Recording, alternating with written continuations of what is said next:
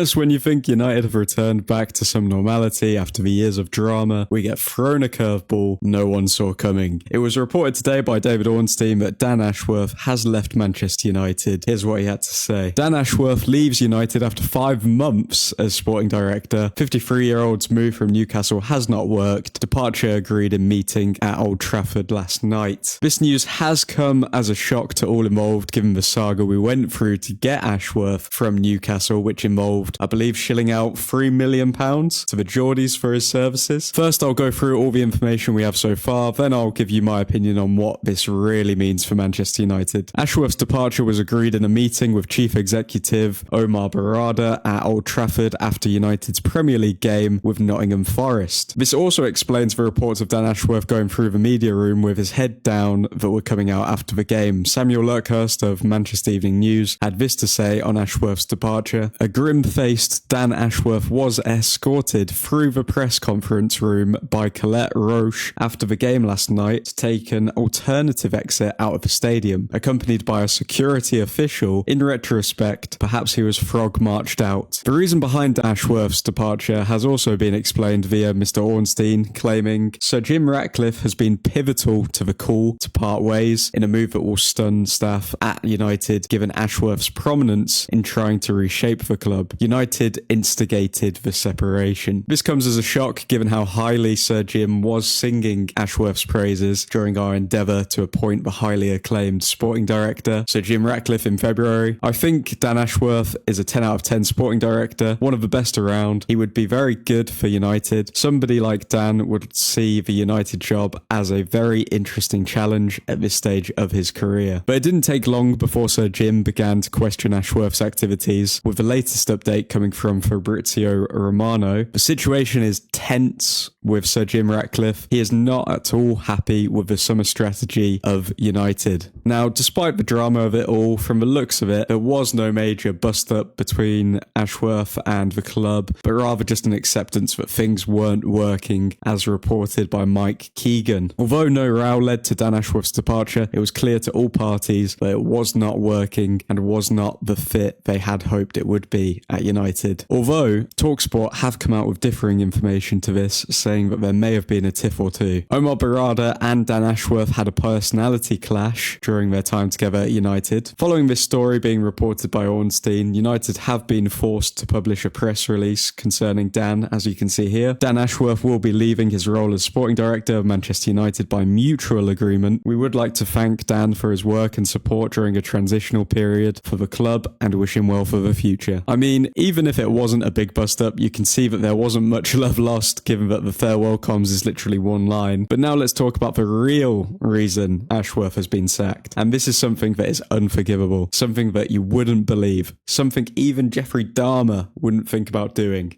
Dan Ashworth wanted to hire Gareth Southgate. Dan Ashworth favoured hiring an English manager for United, with Gareth Southgate top of his list, as per TalkSport. Okay, case closed. I don't need to see any more. Thank you, Sir Jim. The end.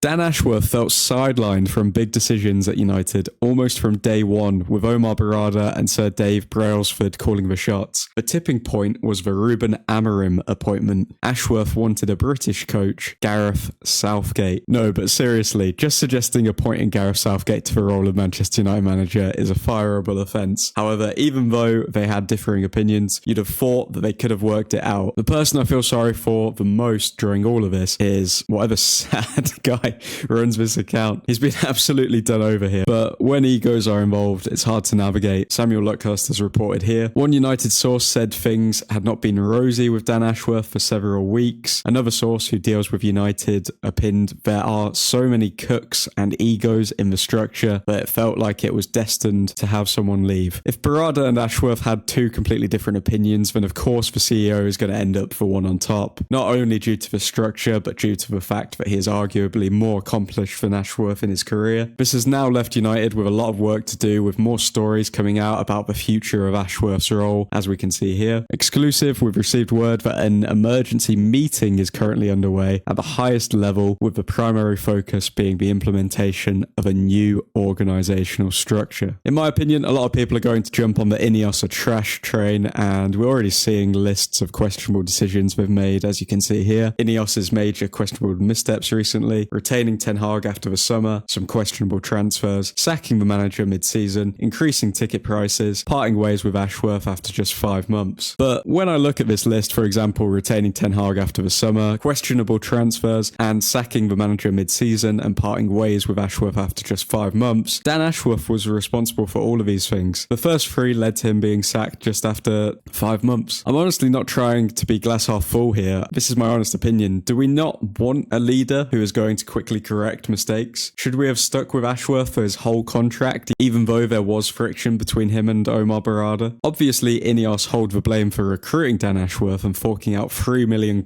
to Newcastle, but when it comes to correcting a mistake, I don't see the actual sacking of Ashworth as a terrible negative. We kept Ten Hag because of Ashworth. The questionable transfers came from Ashworth. Sacking the manager mid-season was a result of keeping Ten Hag in the first place, which was because of Ashworth. Parting ways with Ashworth was because of Ashworth's performance in the role. But that's my 2 cents. Let me know what you think about this revelation in the comments below. If you enjoyed this video, drop a like and subscribe for more honestly biased sports content. Godspeed.